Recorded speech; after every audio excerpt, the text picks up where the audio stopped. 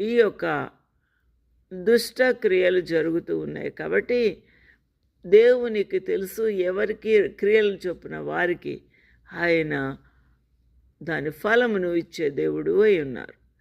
కాబట్టి తుయతైరులో కడమ వారైన మీతో అనగా ఈ బోధన అంగీకరింపక సాతాను యొక్క గూఢమైన సంగతులను ఎరగమని చెప్పుకుని వారందరితో నేను చెప్పినదేమనగా మీపైన మరి ఏ భారం పెట్టను. సాతానుతో చెయ్యి కలుపుట, విగ్రహార్పితమైన ఆహారము తినకపోవుట, మరియు జాగ్రత్తము చేయకుండా వారిని కాపాడుకొనుట అనే సత్యము కొంతమంది వారు ఆ విశ్వాసములు నిలకడగా ఉన్నారు. కాబట్టి ఈ బోధన అంగీకరింపలేదు. సాతాను యొక్క గూఢమైన సంగతులను ఎరగమని చెప్పుకొని వారందరితో నేను చెప్పేది ఏమనగా మీపైన మరి ఏ భారం పెట్టను అని ప్రభు సెలవిచ్చుచూ ఉన్నారు.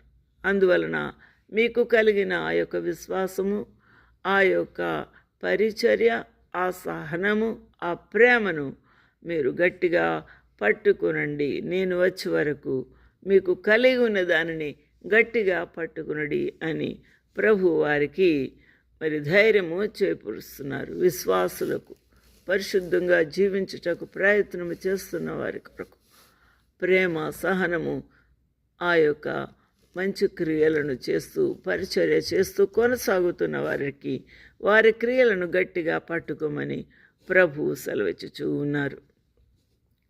హల్లెలూయా. దేవునికి మహిమ, ఘనత, ప్రభావం కలుగునుగాక.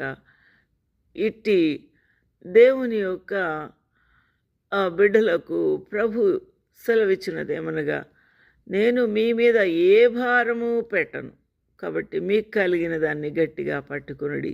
అంతం వరకు నా క్రియలను జాగ్రత్తగా చేయువానికి జనుల మీద అధికారము ఇచ్చుదను.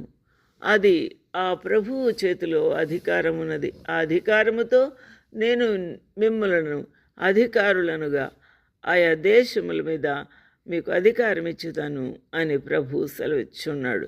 మరియు ప్రభు ఇనుప దండముతో వారిని ఏలును, వారు కుమ్మరి వాని పాత్రల వలె పగులగొట్టబడతారు. ప్రభువు చేతిలో ఇనుప దండమున్నది. అది దేవుని యొక్క ఉగ్రతకు మరియు అతని యొక్క తీర్పులకు సవాలుగా ఆ ఇనుప దండముతో వారిని ఏలబోతూ ఉన్నాడు.